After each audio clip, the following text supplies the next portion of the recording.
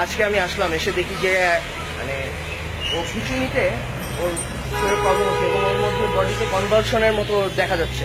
তো বাংলাদেশে তো অনেক ডগ লাভার্স অনেকেই আছেন এবং সেই সাথে বাংলাদেশে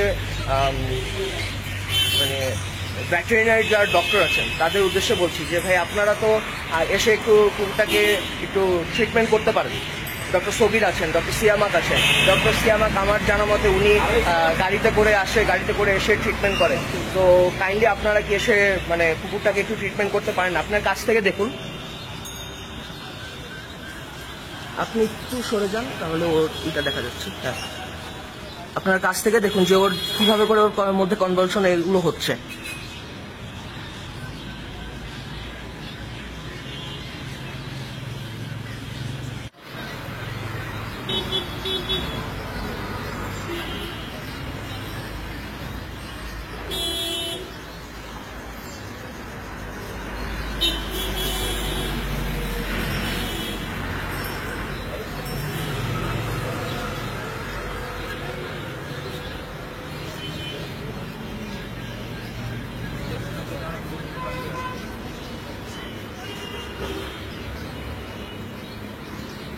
আমরা বহুত ট্রিটমেন্ট করছি, মেডিকেলের ডাক্তার আনছি, কাজ হয় নাই।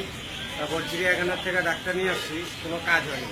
কালকে আপনার একজন আইসা ভিডিও করে নিয়ে গেছে, এই পর্যন্ত কোনো ডাক্তারও আছে না, কোনো কিছুই আছে না।